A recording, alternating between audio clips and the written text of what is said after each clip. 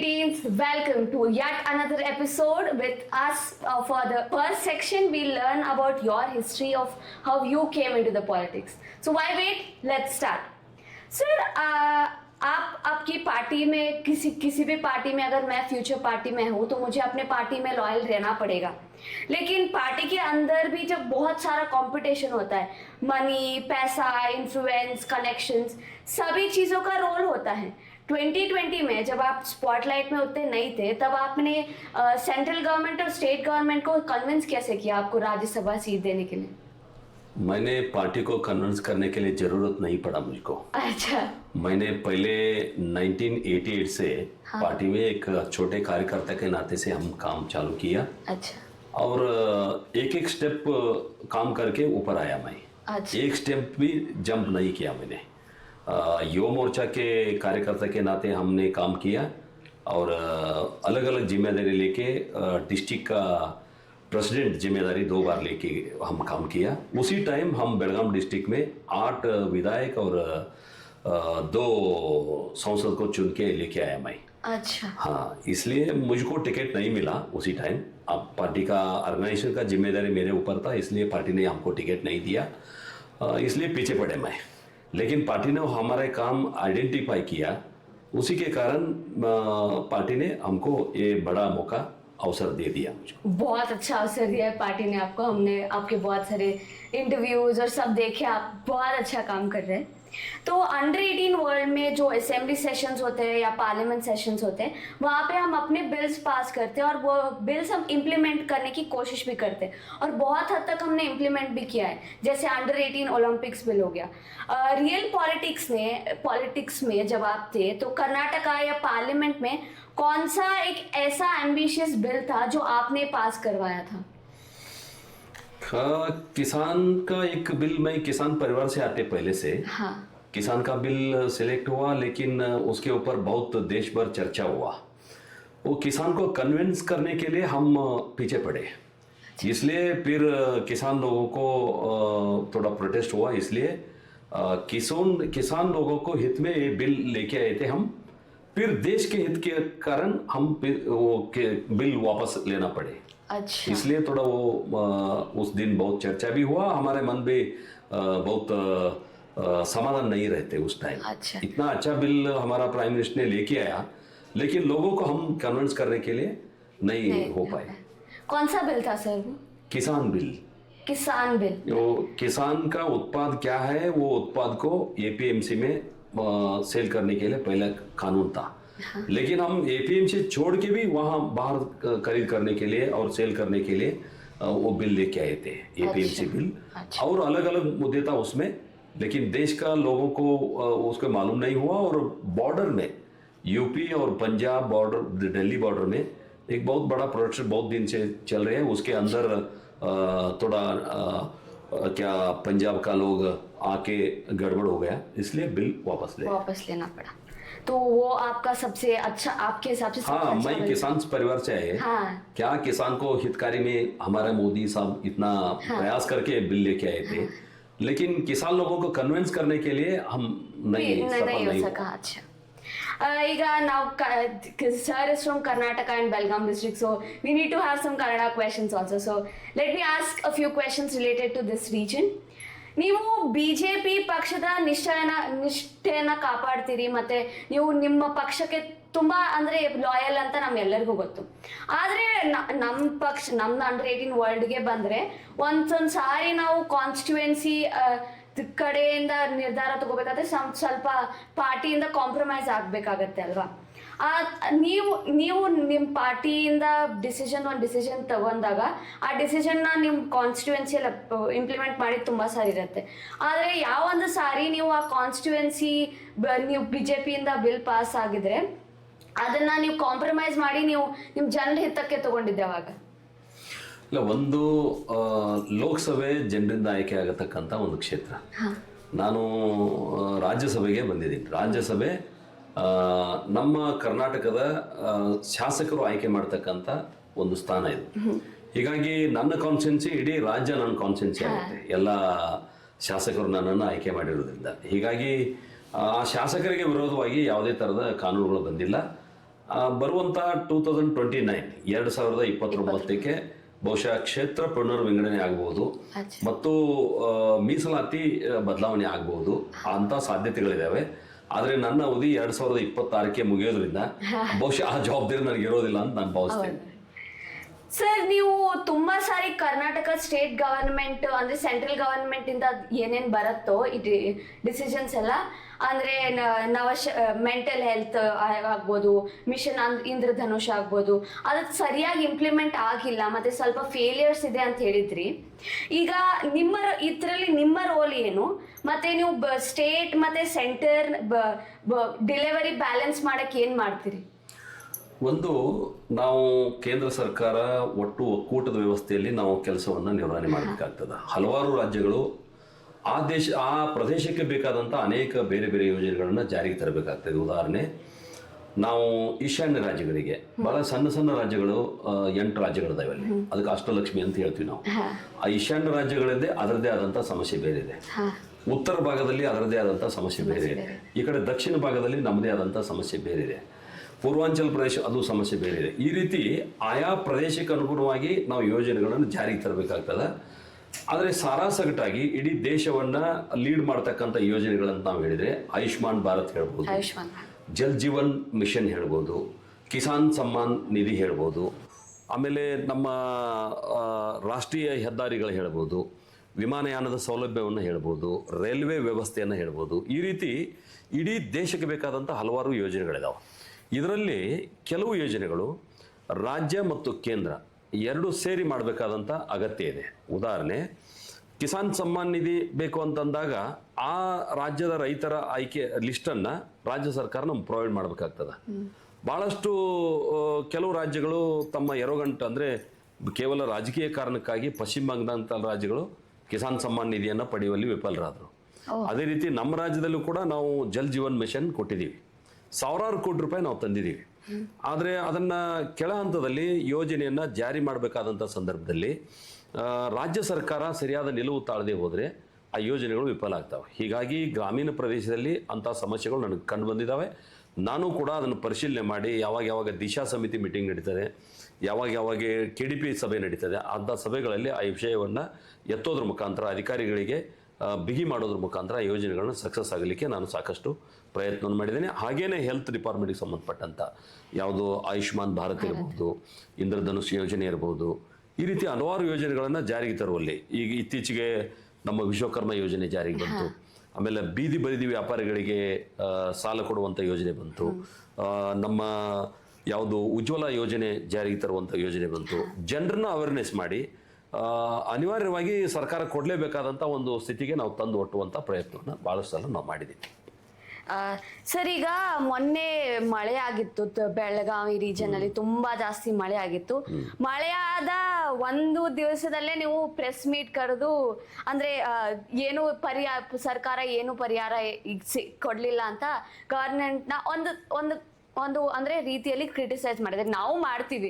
ನಾವು under 18 world ಅಲ್ಲಿ ನಾವು ನಮ್ಮ ರೂಲಿಂಗ್ ಪಾರ್ಟಿ ಮೇಲೆ ನೋ ಕಾನ್ಫಿಡೆನ್ಸ್ ಮೋಷನ್ ಬಿಲ್ ನ ಪಾಸ್ ಮಾಡಿದ್ವಿ.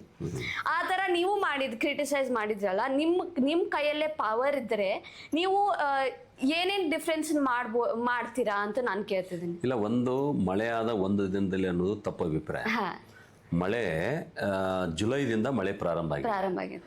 ನಾನು ಅಧಿವೇಶನದಲ್ಲಿದ್ದೆ, ದೆಹಲಿ ಅಧಿವೇಶನದಲ್ಲಿದ್ದಂಥ ಸಂದರ್ಭದಲ್ಲಿ ಜುಲೈದಲ್ಲಿ ಆಗಸ್ಟ್ 12 ತನಕ ನಮ್ಮ ಅಧಿವೇಶನ ನಡೀತು.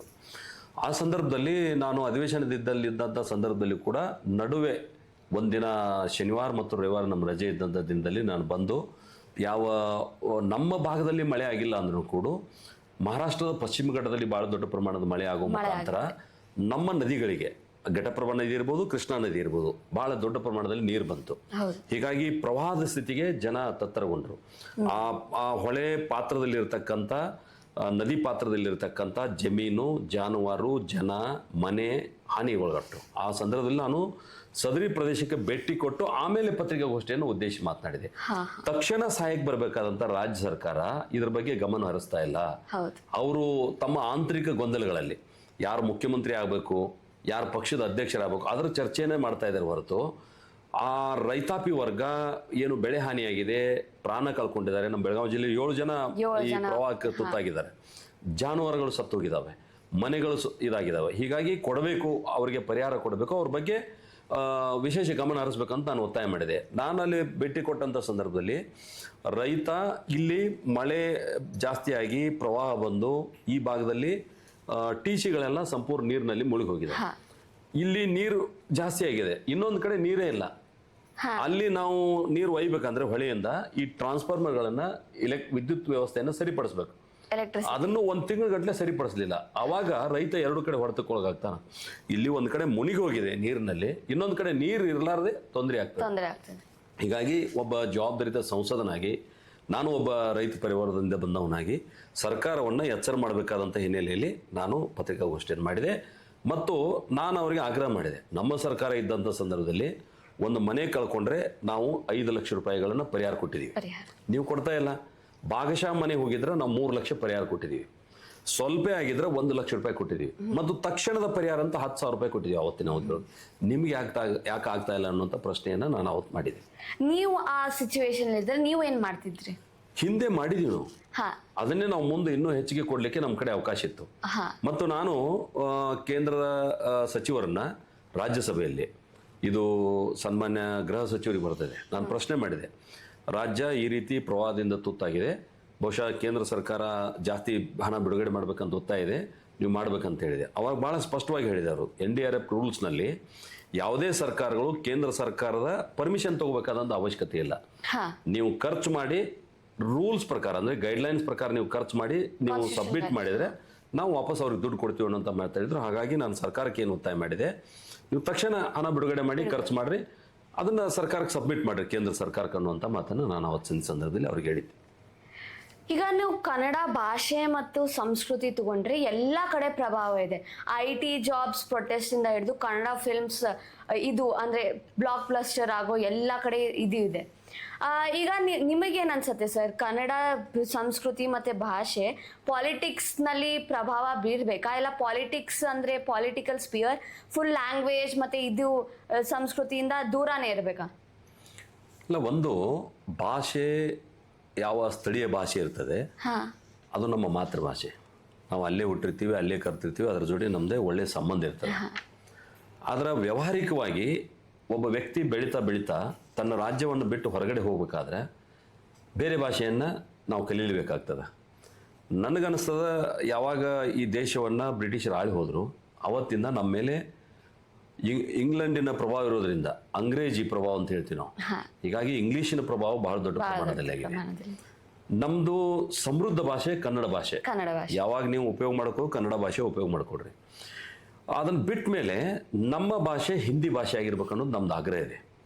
ಯಾಕೆ ಅಂತ ಹೇಳಿದ್ರೆ, ಹಿಂದಿ ಭಾಷೆ ಇಷ್ಟೊಂದು ಸಮೃದ್ಧ ಭಾಷೆ ಇದೆ ಮತ್ತು ಅದರದ ಸಂಸ್ಕೃತದ ಬೇರಿನಿಂದ ಬಂದಿರುವಂಥದ್ದು.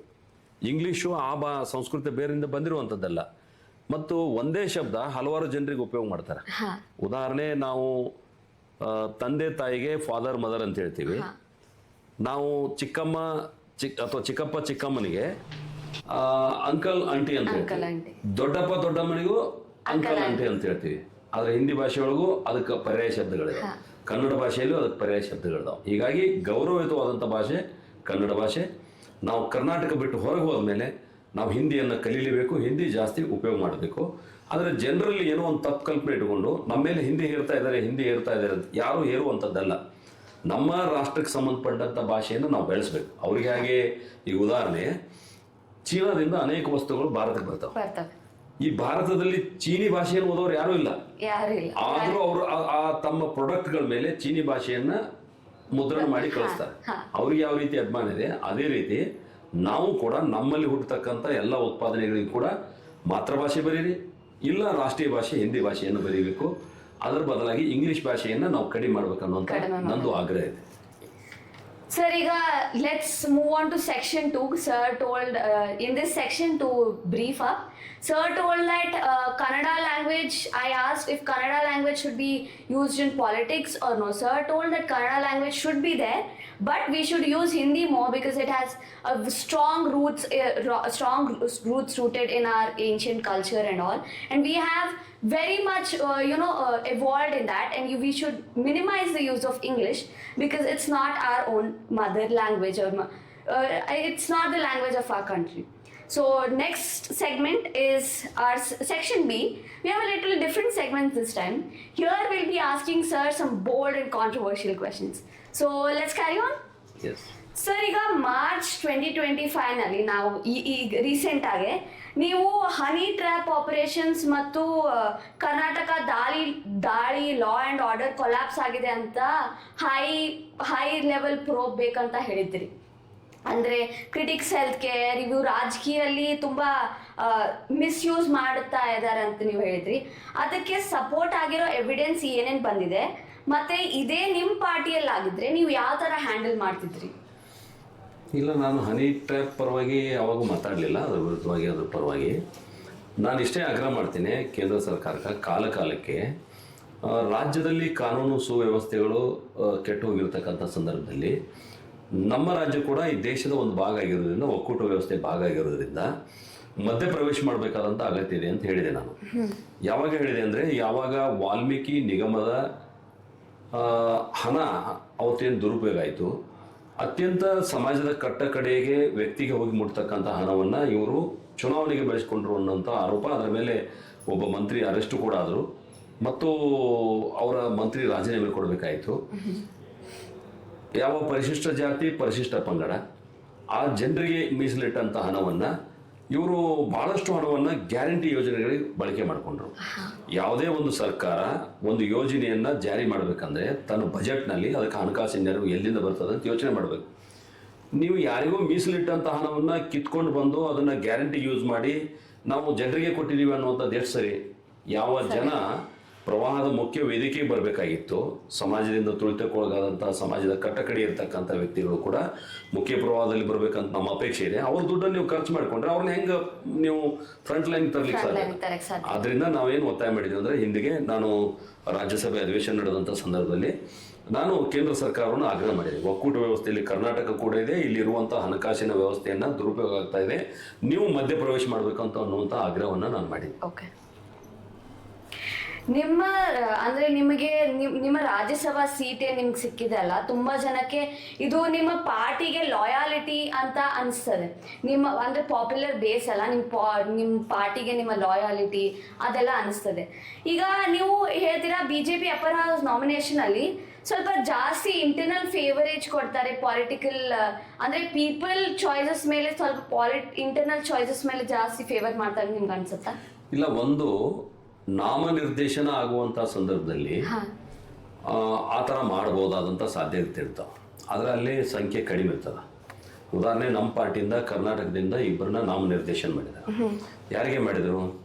ಒಟ್ಟು ಗ್ರಾಮೀಣ ಪ್ರದೇಶದ ಅಭಿವೃದ್ಧಿ ಮಾಡಬೇಕನ್ನುವಂಥ ಕಳಕಳಿ ಇರುವಂಥ ಧರ್ಮಸ್ಥಳದ ಡಾಕ್ಟರ್ ವೀರೇಂದ್ರ ಹೆಗಡೆ ಅವ್ರನ್ನ ಆ ಸ್ಥಾನದಲ್ಲಿ ತಂದು ಅವ್ರಿಗಿರ್ತಕ್ಕಂಥ ಕಳಕಳಿ ಸರ್ಕಾರದಲ್ಲಿ ಗೊತ್ತಾಗಬೇಕು, ಆ ಯೋಜನೆ ಸರಿಯಾಗಿ ಬಳಕೆ ಆಗ್ಬೇಕನ್ನುವಂಥದ್ದು ಒಂದು.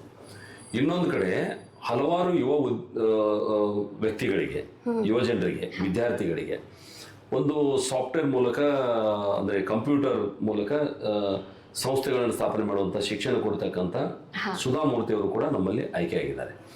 ಬೇರೆ ಬೇರೆ ರಾಜ್ಯಗಳಲ್ಲಿ ಸಂಗೀತ ಕ್ಷೇತ್ರದಲ್ಲಿ ಬಂದಂಥ ಕೆಲವು ಇಳೆಯರಾಜ ನಮ್ಮ ಜೊತೆ ಬಂದಿದ್ದಾರೆ. ಕ್ರೀಡಾ ಕ್ಷೇತ್ರದಲ್ಲಿ PT ಉಷಾ ನಮ್ಮ ಜೊತೆ ಬಂದಿದ್ದಾರೆ. ಸುಪ್ರೀಂ ಕೋರ್ಟಿನ ನ್ಯಾಯಾಧೀಶರು ಕೂಡ ನಮ್ಮ ಜೊತೆ ಬಂದಿದ್ದಾರೆ. ಅಂದರೆ ಹಲವಾರು ಕ್ಷೇತ್ರಗಳಲ್ಲಿ ಸೇವೆ ಸಲ್ಲಿಸಿದಂಥ ಅನೇಕ ಮಹನೀಯರನ್ನ ನಾಮನಿರ್ದೇಶನ ಮಾಡಿ ತರೋದು ಒಂದು ಭಾಗ. ಆದರೆ ರಾಜ್ಯದಲ್ಲಿ ವಿಧಾನಸಭಾ ಸದಸ್ಯರಿಂದ ಆಯ್ಕೆಯಾಗುವಂಥ ಅವಕಾಶ ನಮಗಿರ್ತದೆ. ನಾನು ನಾಮಿನೇಟ್ ಅಲ್ಲ, ಹೀಗಾಗಿ ಫೇವರ್ ಮಾಡುವಂಥ ಪ್ರಶ್ನೆನೇ ಬರೋದಿಲ್ಲ.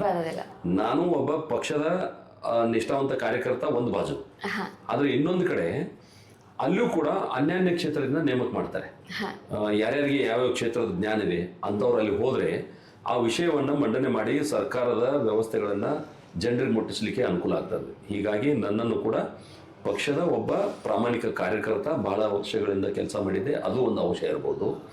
ಇನ್ನೊಂದು ಅಂಶ ಪ್ರಾದೇಶಿಕವಾಗಿ ಕರ್ನಾಟಕಕ್ಕೆ ಕೊಡಬೇಕಾಗಿತ್ತು, ಉತ್ತರ ಕರ್ನಾಟಕಕ್ಕೆ ಕೊಡಬೇಕಾಗಿತ್ತು, ಬೆಳಗಾವಿ ಜಿಲ್ಲೆಗೆ ಕೊಡಬೇಕಾಗಿತ್ತು, ಅದು ಒಂದು ಅಂಶ. ಮತ್ತೊಂದು ಅಂಶ, ನಾನು ಕೃಷಿ ಪರಿವಾರದಿಂದ ಬಂದಿರೋದ್ರಿಂದ ಆ ಕೃಷಿಗೆ ಸಂಬಂಧಪಟ್ಟಂಥ ಹಲವಾರು ವಿಷಯಗಳನ್ನು ನಾನು ಎತ್ತಬಹುದು, ಆ ಜನಕ್ಕೆ ಒಂದಿಷ್ಟು ನ್ಯಾಯ ಕೊಡಿಸ್ಬೋದು ಅಂತೇಳಿ ಅದು ಒಂದು ಕಾರಣ. ಮತ್ತು ರಾಜಕಾರಣ ಅಂದಮೇಲೆ ಅನೇಕ ಜಾತಿ ವ್ಯವಸ್ಥೆಗಳು ಕೂಡ ಇದಾವೆ ನಾವು ಎಷ್ಟೇ ಹೇಳಿದ್ರು ಕೂಡ ಅದು ಕೂಡ ಒಂದು ಕಾರಣ ಆಗಿರ್ಬೋದು ಅಂತ ನನಗೆ ಅನಿಸ್ತದೆ. ಹೀಗಾಗಿ ನನ್ನ ಪಕ್ಷದ ನಾಯಕತ್ವ ನನ್ನನ್ನು ನಂಬಿ ನನ್ನ ಮೇಲೆ ವಿಶ್ವಾಸ ಇಟ್ಟು ಈ ಜವಾಬ್ದಾರಿನ ಕೊಟ್ಟರು. ಹೀಗಾಗಿ ಕೊಟ್ಟ ಮೇಲೆ ನಾನು ಭಾಳ ನಿರಂತರವಾಗಿ ಪ್ರವಾಸ ಮಾಡ್ತಾ ಮಾಡ್ತಾ ಒಳ್ಳೆಯ ಕೆಲಸಗಳನ್ನು ಮಾಡ್ತಾ ಇದ್ದೇನೆ. ಆ ತೃಪ್ತಿ ನನಗಿದೆ. ಜನ ಕೂಡ ಅದ್ರ ರಿಪೋರ್ಟ್ಸ್ ನನಗೆ ಹೇಳ್ತಾ ಇರ್ತಾರೆ. ತುಂಬಾ ಚೆನ್ನಾಗಿದೆ ಸರ್. ಈಗ ಸ್ವಲ್ಪ ಹಿಂದಿ ಕ್ವೆಶನ್ಸ್ ಕೇಳ್ಬಿಡೋಣ, ಯಾಕಂದ್ರೆ ನಮ್ ತುಂಬಾ ಜನ ಆಡಿಯನ್ಸ್ ಎಲ್ಲ ಹೈದರಾಬಾದಲ್ಲಿ ಹಿಂದಿನೇ ಇದನ್ನ ಮಾಡ್ತಾರೆ. अभी कभी कभी पार्टी की स्ट्रैटेजी लोकल लीडर से सैक्रिफाइस भी मांगती है, मतलब आपको कभी कभी सैक्रिफाइसेस भी देने पड़ते हैं. क्या ऐसी कोई मूवमेंट आया जब आपने बीजेपी के प्रेशर के फायदे को आपके खुद के इंटरेस्ट से और अपने कॉन्स्टिट्यूएंसी के वेलफेयर से आगे रखा है? मैंने बहुत बार ऐसा सैक्रिफाइस करने के लिए अवसर मिला हमको, क्योंकि पहले से मैं पार्टी यहाँ ऑर्गेनाइजेशन किया उसी टाइम कोई एक इलेक्टेड रिप्रेजेंटेटिव हमारे पार्टी में नहीं था बेलगाम डिस्ट्रिक्ट में. अच्छा. हम कोई नहीं था उस टाइम. एमएलए के चुनाव पर लड़े. हाँ. वो लड़ने के बाद क्या हुआ, पार्टी ऑर्गेनाइजेशन के कारण अलग अलग कम्युनिटी लोग हमारे पास आए. हाँ. अलग अलग ऑर्गेनाइजेशन के लोग हमारे पास आए, इसलिए पार्टी का सूचना आया उनको छोड़ दो आप सीट, इसलिए हम छोड़ दिया. अच्छा. ऐसा हम 94 में इलेक्शन कॉन्टेस्ट किया था. हाँ. कोई नहीं था उस टाइम पार्टी में. लेकिन 99 में एक फार्मर मूवमेंट हमारे पास आया. किसान मूवमेंट हमारे पास आए, उसके नेता को हम सीट छोड़ दिया. अच्छा. और 2004 में एक बैकवर्ड कम्युनिटी का मौका आया, उनको भी हम छोड़ दिया. ऐसा दो तीन बार एक ऊपर कम्युनिटी को छोड़ दिया, एक कुरवा कम्युनिटी को छोड़ दिया. उसके बाद क्या हुआ, हमारा पार्टी 110 जीत गया, लेकिन हमको मेजॉरिटी नहीं हुआ. अच्छा. 113 होने के बाद मेजॉरिटी होते हमारा. हाँ. इसलिए उसी टाइम क्या हुआ, ऑपरेशन के वजह से वो जेडीएस का एमएलए हमारे पार्टी में आया, उनके कारण भी हम सैक्रिफाइस किया उसका. अच्छा. इसलिए बार बार सैक्रिफाइस किया. उसके बाद पार्टी ने हमको हमारा काम देखा, हमको बहुत बड़ा अवसर हमको मिला. बहुत अच्छा अवसर मिला सर आपको. अभी आपके नज़र में जैसे हमारे यहाँ भी डिफरेंट मेंबर्स आते हैं, नए नए मेंबर्स भी आते हैं जिनको हम वॉइस रेज करने की बहुत अपॉर्चुनिटीज देते हैं. कुछ लोग करते, कुछ लोग नहीं करते, वो अलग बात है. आपकी नज़र में बीजेपी में डिसेंटिंग वॉइसेस मतलब डिफरेंट वॉइसेस जब आते हैं तो उनका खासकर यंग मेंबर्स की तो उनके लिए जगह है? हाँ, बहुत अवसर ऐसा देश में बहुत देखने के लिए मिला हमको. कर्नाटक में भी ऐसा तेजस्वी सूर्या हमारा बेंगलोर का आया. बहुत यंग एज में उन्होंने पार्टी में आया. हाँ. लेकिन उनके काम से वजह से उन्होंने बहुत नेता हो गए अभी. हाँ. नेशनल युवा मोर्चा का प्रेसिडेंट बनाया उनको. हाँ. और पार्लियामेंट में भी उनका अच्छा मुद्दा उठते रहते. हाँ. क्योंकि उन्होंने एजुकेटेड है, हिंदी इंग्लिश में कमांड है और कन्नड़ अच्छा बात करते, इसलिए उनको बहुत अवसर मिला. ऐसा हम रिक्वेस्ट करते युवा नेताओं को, ये पार्टी में आने के बाद अवसर मिलते एक बात अलग है, लेकिन आपके कैपेसिटी की वजह से भी वो ऐसा अवसर आपको क्रिएट कर सकते हैं. अच्छा. किसी पार्टी में. इसलिए हम राजनीति बहुत गंदा हो गया ऐसा लोगों के मन में है. लेकिन नहीं है. हम क्या चाहते हैं, वो नया लोग और विद्वान लोग राजकारण में आने के बाद थोड़ा ये गंदा कम भी हो सकते. हाँ. इसलिए कैपेबल पर्सन है तो उनको इनवाइट करते पार्टी में आए और ये राजनीति अच्छा करे, देश को लोगों को हित में आप काम करें, ऐसा मेरा विनती है. अच्छा. मैंने भी बहुत सुना था कि ऐसे राजनीति में ऐसे बहुत कुछ होता है, पर आपकी बात से लग रहा है कि मैं भी कर सकती हूँ ट्राई थोड़ा. Yes. अभी मैं फ्यूचर पार्टी की प्रेसिडेंट हूँ. तो फ्यूचर पार्टी मतलब संजना मतलब फ्यूचर पार्टी. जैसे मोदी जी मतलब बीजेपी मतलब मोदी जी. सब मोदी जी से बहुत प्यार करते हैं, उनके क्लीन इमेज की वजह से हो या वर्क एथिक्स या उनका मास अपील जो है उसकी वजह से. पर जो भी बीजेपी के जो कोर एलिमेंट्स है उनके अपोज में है, वो भी मोदी जी की वजह से बीजेपी को बहुत लोग सपोर्ट भी करते हैं. तो क्या बीजेपी अगली मोदी जी को ट्रेन कर रही है? और अगर ट्रेन कर रही है तो आपके नज़र में अगले मोदी जी कौन है? मोदी जी एक दिन के हंगामे उठ के वो नेता नहीं हो गया. हाँ.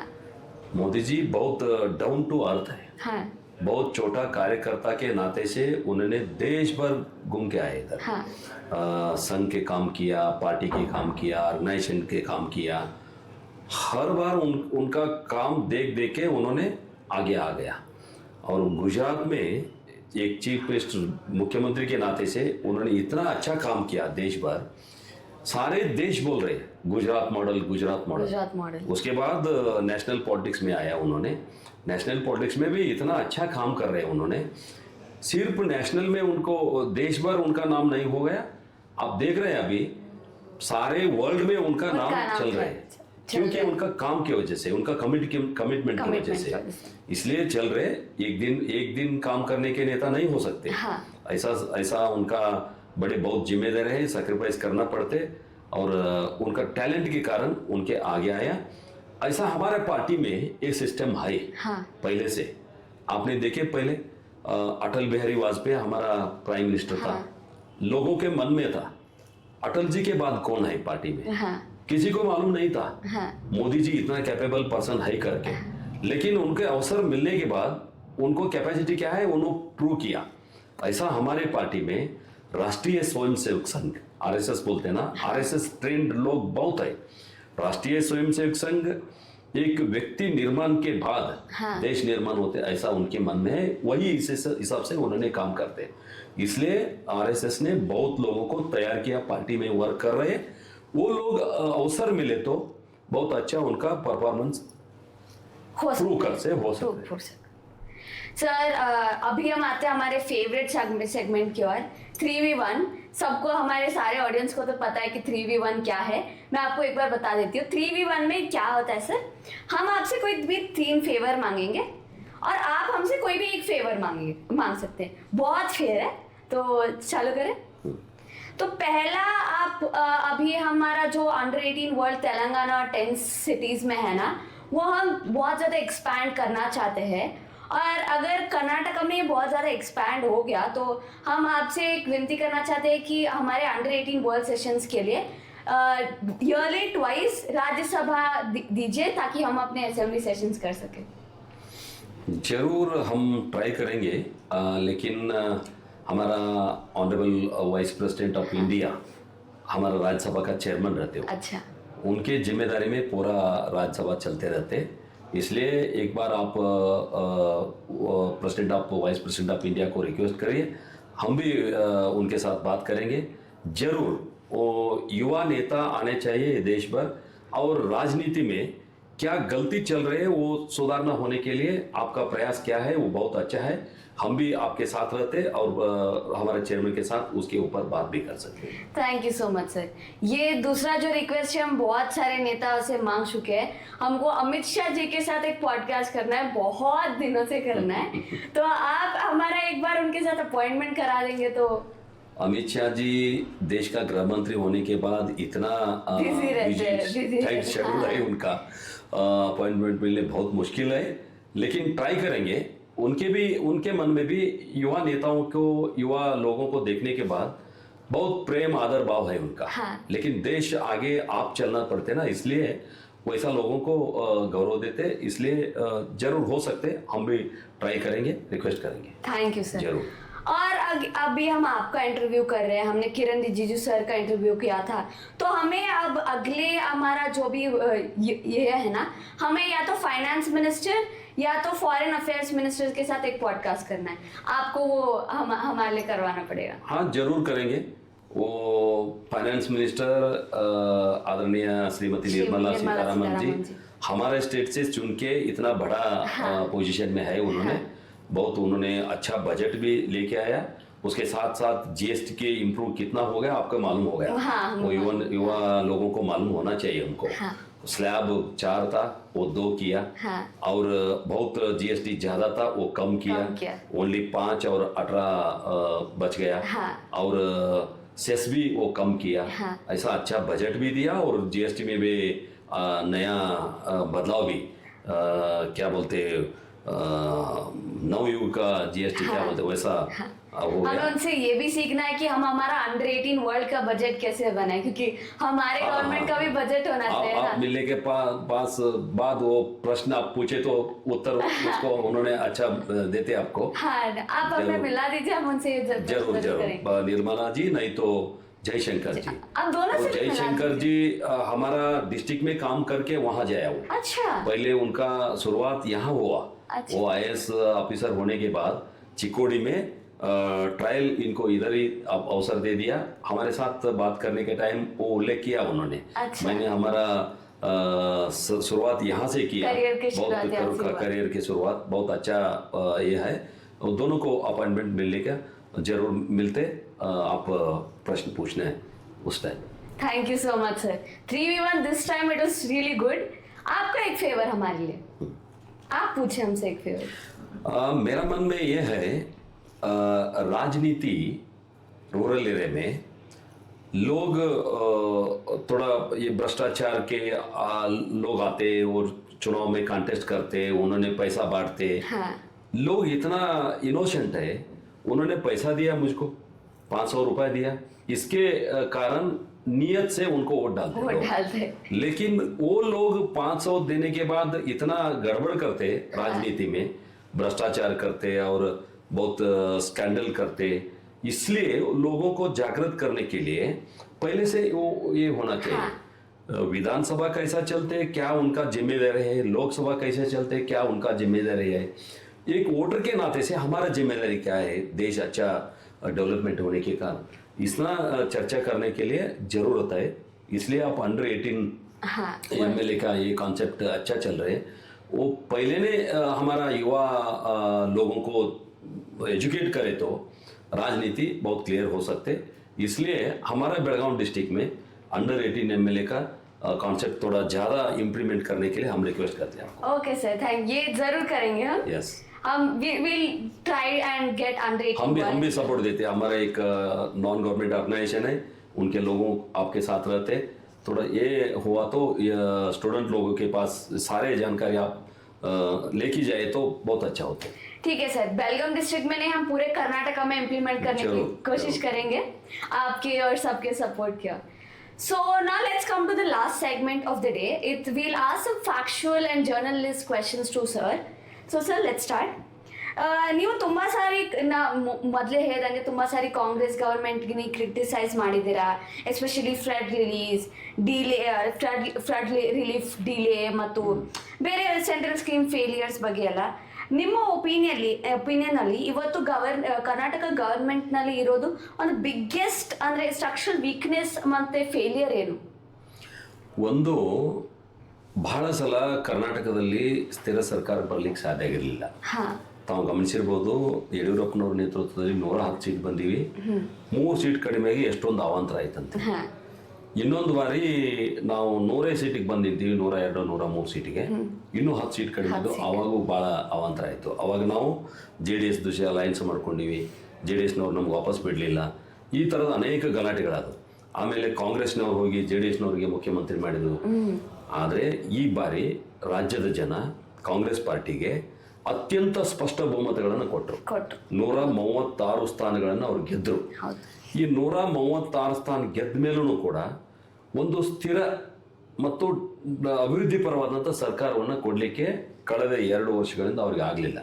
ತಾವು ಗಮನಿಸಿದ್ರಿ, ಯಾರು ಮುಖ್ಯಮಂತ್ರಿ ಆಗ್ಬೇಕನ್ನುವಂಥ ಚರ್ಚೆ ನಡೆದಿದೆ ಹೊರತು ಏನು ಡೆವಲಪ್ಮೆಂಟ್ ಮಾಡ್ಬೇಕನ್ನುವಂಥದ್ದು ಚರ್ಚೆ ಆಗ್ತಾ ಇಲ್ಲ. ಒಂದು, ಮತ್ತು ಕೇವಲ ವೋಟ್ ಬ್ಯಾಂಕ್ ಆಧಾರ ಇಟ್ಟುಕೊಂಡು ಗ್ಯಾರಂಟಿ ಸ್ಕೀಮ್ಗಳನ್ನು ಏನು ಜಾರಿಗೆ ತಂದರು, ನಾನು ಗ್ಯಾರಂಟಿ ಕೊಡಬೇಡ ಅಂತ ಹೇಳೋದಿಲ್ಲ, ಆದರೆ ರಾಜ್ಯದ ಒಟ್ಟು ಬಜೆಟ್ ಎಷ್ಟು, ನೀವು ಗ್ಯಾರಂಟಿಗೆ ಎಷ್ಟು ಹಾಕ್ತೀರಿ, ಉಳಿದಂಥ ಡೆವಲಪ್ಮೆಂಟ್ ವರ್ಕಿಗೆ, ರೋಡ್ಗೆ, ಕುಡಿಯೋ ನೀರಿಗೆ, ವಿದ್ಯುತ್ಗೆ, ಅಂದರೆ ಉತ್ಪಾದನೆ ಬರ್ತಕ್ಕಂಥ ವಲಯಕ್ಕೆ ದುಡ್ಡು ಎಷ್ಟು ಖರ್ಚು ಮಾಡಬೇಕು, ಅನುತ್ಪಾದಕ ವಲಯಕ್ಕೆ ಎಷ್ಟು ಖರ್ಚು ಮಾಡಬೇಕು ಅನ್ನುವಂಥ ಅಂದಾಜಿಲ್ಲದೆ ಇವತ್ತು ರಾಜ್ಯ ಬಹಳ ಆರ್ಥಿಕ ಅರಾಜಕತೆಗೆ ಹೊರಟಿದೆ ಅಂತೇಳಿ ನನಗನ್ನಿಸ್ತದೆ. ಹೀಗಾಗಿ ಅದು ಅವ್ರ ಫೇಲ್ಯೂರ್ ಅಂತ ನಾನು ಹೇಳಲಿಕ್ಕೆ ಬಯಸ್ತೀನಿ. ನೀವು ಒಂದು ಒಪಿನಿಯನ್ ಅಂದ್ರೆ ನೀವು ಒಂದು ಸಜೆಷನ್ ಕೊಡಬೇಕಾದ್ರೆ ಗವರ್ನಮೆಂಟಿಗೆ ಇದನ್ನ ಸ್ವಲ್ಪ ಸ್ಥಿರವಾಗಿ ತರಕ್ಕೆ ಪೊಸಿಷನ್ ಏನು ಒಪಿನಿಯನ್ ಕೊಡ್ತೀರಿ ನಿಮಗೆ? ಒಂದು, ಯಾವುದೇ ರಾಜ್ಯದಲ್ಲಿ ಉಚಿತವಾದಂಥ ಯೋಜನೆಗಳನ್ನು ಕೊಡೋದು ಎಷ್ಟು ಸೂಕ್ತ ಅನ್ನುವಂಥದ್ದು ಒಂದ್ಸಲ ಆತ್ಮಾವಲೋಕನ ಆಗಬೇಕು. ಯಾರು ವೀಕರ್ ಸೆಕ್ಷನ್ ಇದ್ದಾರೆ, ಆರ್ಥಿಕವಾಗಿ ಅವರು ಕೆಳಗಿದ್ದಾರೆ, ಅಂಥವ್ರಿಗೆ ನೀವೇನಾದರೂ ಹೆಲ್ಪ್ ಮಾಡಬಹುದು. ಕೆಲವರು ಅತ್ಯಂತ ಬಲಿಷ್ಠ ಇದ್ದಾರೆ, ಕೇವಲ ಜಾತಿಯ ಕಾರಣಕ್ಕೆ ನೀವು ಅವ್ರಿಗೆ ಅಂಥವ್ರಿಗೆ ಹೆಲ್ಪ್ ಮಾಡಿದ್ರೆ ಏನು ಉಪಯೋಗ? ಅದರಿಂದ ನಾನೇನು ಹೇಳಿಕ್ಕೆ ಬಯಸ್ತೇನೆ ಅಂದರೆ, ಯಾರು ಆರ್ಥಿಕವಾಗಿ ವೀಕ್ ಆದರೆ ಅವರಿಗೆ ಆರ್ಥಿಕ ಶಕ್ತಿಯನ್ನು ತುಂಬುವಂಥದ್ದು, ಯಾರು ಶೈಕ್ಷಣಿಕವಾಗಿ ಹಿಂದಿದ್ದಾರೆ ಅವರಿಗೆ ಶೈಕ್ಷಣಿಕ ಶಕ್ತಿಯನ್ನು ಕೊಡುವಂಥದ್ದು, ಯಾರು ಸಾಮಾಜಿಕ ಸ್ತರದಲ್ಲಿ ಹಿಂದಿದ್ದಾರೆ ಅವರು ಸಾಮಾಜಿಕವಾಗಿ ಮೇಲೆತ್ತಕ್ಕಂಥ ಸ್ಕೀಮ್ ಮಾಡುವಂಥದ್ದು. ಇದರ ಜೊತೆಗೆ ಕೇವಲ ಜನಪ್ರಿಯ ಯೋಜನೆಗಳನ್ನು ಮಾಡೋದಕ್ಕಿಂತ ಜನಹಿತದ ಯೋಜನೆಗಳನ್ನು ಮಾಡುವ ಮೂಲಕ ಮತ್ತು ಕೇವಲ ಅನುತ್ಪಾದಕ ವಲಯಕ್ಕೆ ಖರ್ಚು ಮಾಡೋದಕ್ಕಿಂತ ಉತ್ಪಾದಕ ವಲಯಕ್ಕೂ ಖರ್ಚು ಮಾಡೋದ್ರ ಮುಖಾಂತರ ರಾಜ್ಯವನ್ನು ಆರ್ಥಿಕ ಸ್ಥಿತಿಯನ್ನು ಸದೃಢಗೊಳಿಸುವಂಥದ್ದು ಮತ್ತು ದುಡಿಯುವ ಕೈಗೆ ಕೆಲಸ ಕೊಡುವಂಥದ್ದು, ಈ ಥರದ ಕೆಲಸಗಳನ್ನು ನಾವು ಮಾಡಿದರೆ ಹೆಚ್ಚು ಸೂಕ್ತ ಆಗ್ತದೆ ಅಂತೇಳಿ ನನ್ನ ಸಲಹೆ ಇದೆ. ನಮ್ಮ ಸರ್ಕಾರ ಬಂದರೆ ನಿಶ್ಚಿತವಾಗಿ ಇದು ಜಾರಿಗೆ ತರಲಿಕ್ಕೆ ಪ್ರಾಮಾಣಿಕವಾದಂಥ ಪ್ರಯತ್ನ ನಾವು ಮಾಡ್ತೀವಿ. Sure sir. आप नेशनल लीडर है तो आपको बहुत बार, हम भी जैसे अंडर 18 वर्ल्ड में सारे नेशनल लीडर्स एक बार बैठते हैं, हमारा डिस्कशंस होते हैं, हम क्या इम्प्लीमेंटेशन करना है सब के बारे में ये कमेटी मीटिंग सब होते हैं. तो आपने कितने बार मोदी जी और अमित शाह जी के साथ बैठ के ऐसे डिस्कशन किए या पूरे नेशनल स्ट्रैटेजी टीम के साथ बैठ के ऐसे डिस्कशन किया है? और आपने बेलगाम या पूरा नॉर्थ कर्नाटक या पूरे कर्नाटका में से कौन सा इशू रेज किया है वहाँ पे? मुझको बहुत बार अवसर मिला, हमारा आदरणीय प्रधानमंत्री नरेंद्र मोदी जी के साथ बैठने के लिए अवसर मिला और हमारा गृह मंत्री अमित शाह जी के साथ बैठने के लिए अवसर मिला. एक बहुत अच्छा अवसर ये मिला हमको, मैं पूरा कन्नड़ एरिया में पढ़े और कन्नड़ स्कूल में पढ़े. हम सिर्फ 9th क्लास तक शिक्षा हुआ मेरा, लेकिन मैं कॉलेज नहीं गया और हाई स्कूल भी नहीं हुआ मेरा. इसलिए उसी टाइम हम राज्यसभा जाने के बाद हमको अमित शाह जी चेयरमैन है ऑफिशियल लैंग्वेज कमेटी का. इसलिए उन्होंने वो कमेटी में हमको सिलेक्ट किया. मैंने उनके पास गया, मुझको हिंदी इतना नहीं अच्छा आते, इसलिए हम राजभाषा समिति में नहीं चाहिए काम करने के लिए. उन्होंने एक एडवाइस दिया मुझको, आप नेशनल पॉलिटिक्स में आया इसलिए हिंदी सीखना जरूर है इधर, आप पढ़ो सीखो, आपको अच्छा होते आगे दिन में. लेकिन वो कमेटी से बाहर नहीं आना चाहिए. चलो आप कमेटी में चलो, ऐसा अवसर दिया. लेकिन ये कारण हम देश भर घूमने के लिए अवसर मिला मुझको. कहाँ हिंदी इम्प्लीमेंट हो रहे ऑफिशियल लैंग्वेज कमेटी के द्वारा हम देश भर घूमने के अवसर दिया. इसी के कारण हम हिंदी थोड़ा सीखा, इसलिए आपके सामने बैठ के हम बात कर रहा हूँ. इसलिए एक हो गया. उन्होंने इसलिए हम उसी टाइम उनको रिक्वेस्ट किया, मातृभाषा को हम नहीं छोड़ना. वही भी उनका कॉन्सेप्ट भी वही है, लेकिन लोगों के मन में वही नहीं जा रहा है. मातृभाषा के साथ साथ राष्ट्रभाषा भी हम ज़्यादा यूज करना जरूरत है. लेकिन ज़्यादा हमने अंग्रेजी यूज कर रहे हैं, इंग्लिश को यूज कर रहे हैं. ये चिंता का बात है. ये कम करने के लिए, राष्ट्रभाषा आगे जाने के लिए और मातृभाषा आगे जाने के लिए हम प्रयास कर रहे हैं. और दूसरी, प्राइम मिनिस्टर के साथ 2-3 बार ऐसा अवसर मिला, लेकिन उन्होंने इतना एडवाइस दिया हमको एक बड़ा भाई के नाते से. कैसा आपको चॉइस किया हमने, क्यों आपको चॉइस किया, आपको मालूम है क्या? ऐसा पूछा उन्होंने. ऐसा उन्होंने क्या जवाब दिया? मैंने चुप बैठा मैं. लेकिन उन्होंने बताया, नहीं आप बहुत अच्छा काम कर रहे हैं, लोगों को ऐसा काम करने लोग चाहिए, इसलिए आपको हमने चॉइस किया. लेकिन एक आप ध्यान में रखो, आप राजनीति में आने के बाद, आप पावर के आने के बाद कॉस्टिज्म नहीं करो. जातिवाद नहीं करना चाहिए. ये देश में एक ही जाति है, वो गरीब का जाति है. वो गरीब जाति लोग गरीब का जाति मानते हो. वो गरीब लोगों को थोड़ा स्ट्रीमलाइन करने के लिए और बिलो पॉवर्टी लेवल ऊपर लेने के लिए आप काम करो, वही आपका जिम्मेदारी है करके. इसलिए मैं वहाँ दिन से जातिवाद नहीं करते. गरीब लोग कौन है, उनके क्या सरकार का स्कीम है, वो ले जाने के लिए हम प्रयास करते रहते हैं. आपने बेलगाम रीजन का या पूरे कर्नाटका का ऐसा कौन सा इशू वो उस कमेटी में रखा जब आप थे वहाँ पे? वो कमेटी में नहीं है, ऐसा जनरल डिस्कशन होते रहते. कमेटी हम एक रूरल डेवलपमेंट कमेटी में है, ऑफिशियल लैंग्वेज कमेटी में है, और साउथ वेस्टर्न रेलवे कमेटी में है, और सिल्क बोर्ड में है, सेंट्रल सिल्क बोर्ड में. हम कर्नाटका क्या FCI food corporation of India Karnataka chairman है। ऐसा अलग अलग जिम्मेदारी है, उनका अलग अलग हम मुद्दा उठते रहते, उसको सॉल्यूशन करते रहते। हम आप देखिए, दिल्ली का फ्लाइट नहीं था, हम MP होने के बाद दिल्ली का फ्लाइट चालू किया, फ्लाइट चालू करा है। और वंदे भारत नहीं मिला हमको, लेकिन हम प्रयास करके 2 वंदे भारत हम बेलगाम के लेके बेलगाम के आए। लिए, हाँ। और नितिन गडकरी के साथ बहुत बार बात किए, हम 6 लेन का काम चालू हुआ हमारा महाराष्ट्र तक। अच्छा। ऐसा अलग अलग कमेटी में अलग अलग मुद्दे उठ के, उनका डिपार्टमेंट कौन है, वो डिपार्टमेंट से हम कर्नाटक के क्या ले जा सकते, वो करते रहते। और बेलगाम में एक क्या कार्मिक लोगों के लिए 100 बेड ESI हॉस्पिटल भी लेके आया मैंने। वाओ। ऐसा अलग अलग काम किया, बहुत बड़ा लिस्ट है हमारे पास।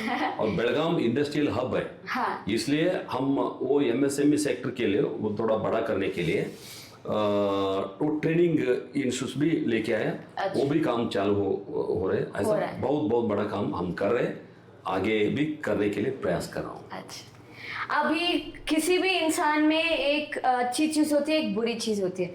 जैसे मैं अच्छी बात कर सकती हूँ, मैं अच्छे से गा नहीं सकती हूँ, तो मैं आपको 3 नाम दूंगी, आपको उनमें से आपको उस व्यक्ति में से एक अच्छी चीज और एक बुरी चीज बताना पड़ेगा।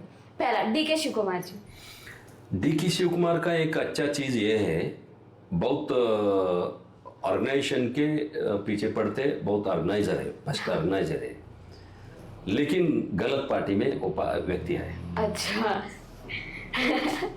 अच्छा, अमित शाह जी। अमित शाह जी बहुत हार्ड वर्कर है, हाँ। बहुत काम करते देश भर, थोड़ा शॉर्ट टेम्पर है। शॉर्ट टेम्पर है वो तो मुझे भी है। राहुल गांधी जी।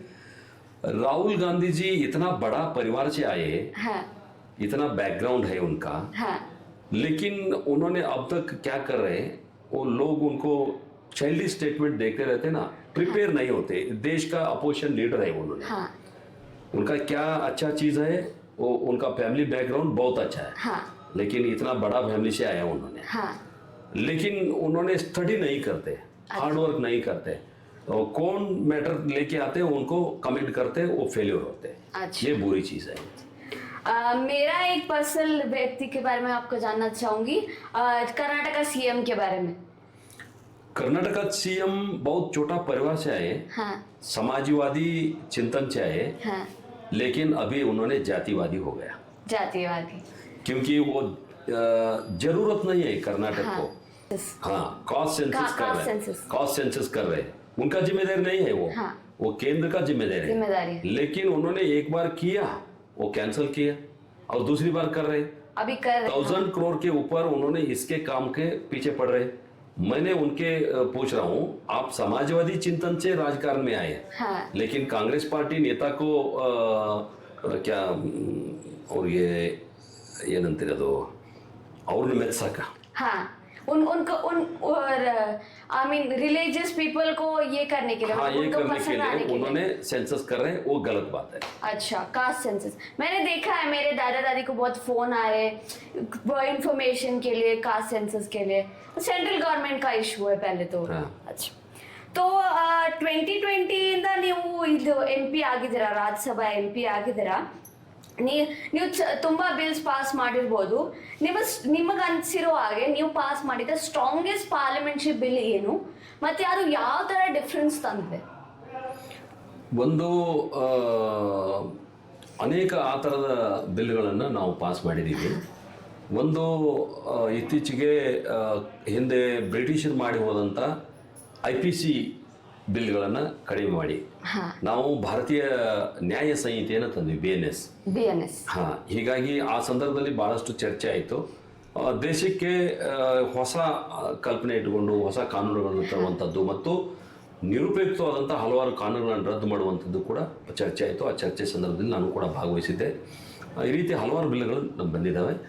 ಇನ್ನು ಬರುವಂತ ದಿನಗಳಲ್ಲಿ one nation one election One election. ಆ ಕಾನ್ಸೆಪ್ಟ್ ಪ್ರಾರಂಭ ಆಗಿದೆ. ಅದರಲ್ಲೂ ಕೂಡ ಪಾಲ್ಗೊಳ್ಳುವಂತ ಅವಕಾಶ ನನಗೆ ಸಿಗ್ತದೆ ಅಂತ ನಾನು ಭಾವಿಸಿದ್ದೀನಿ. Non personal question sir, one nation one election ये जो भी कॉन्सेप्ट है, ये इसके ऊपर आपका क्या पॉइंट ऑफ व्यू है? क्योंकि मैंने एक न्यूज़पेपर में पढ़ा था, टाइम्स एनआई में, कि वन नेशन वन इलेक्शन ये तो अच्छा है, मतलब कॉन्सेप्ट तो अच्छा है, पर उसमें बहुत ज़्यादा खर्चा हो जाएगा. नहीं, खर्च कम करने के लिए ये बिल लेके आया है. अच्छा.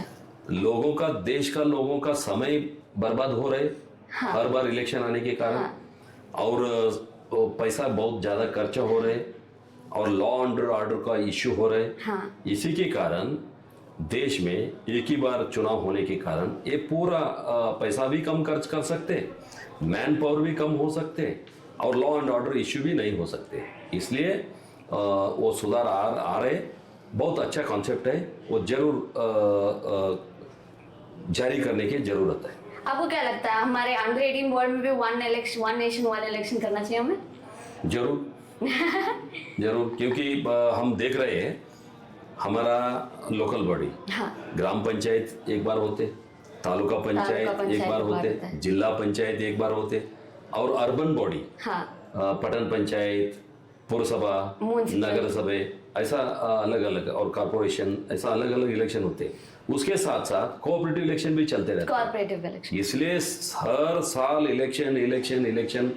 इसके कारण क्या होते, एक कोड ऑफ कंडक्ट आते, देश भर, राज्य भर, ऐसा. वो कोड ऑफ कंडक्ट के समय हम डेवलपमेंट काम नहीं कर सकते. अच्छा. इसलिए डेवलपमेंट भी पीछे पड़ सकते. अच्छा. इसलिए one election one nation one One election election. वो करने अच्छा जरूरत है. सर अभी एंड करने के लिए लास्ट के 2 क्वेश्चन बाकी है हमारे, तो एक रैपिड फायर खेलेंगे. मैं आपसे 3 सवाल पूछूंगी, आपको इमीडिएटली आंसर देना पड़ेगा. तो एक बुक या एक लीडर जो आपको हर दिन इंस्पायर करता हो. स्वामी विवेकानंद का बदुकलु कलीरी, हाँ. ये बुक हमको बहुत अच्छा ये होते. और व्यक्ति के नाते से हम राजनीति में हैं. हाँ.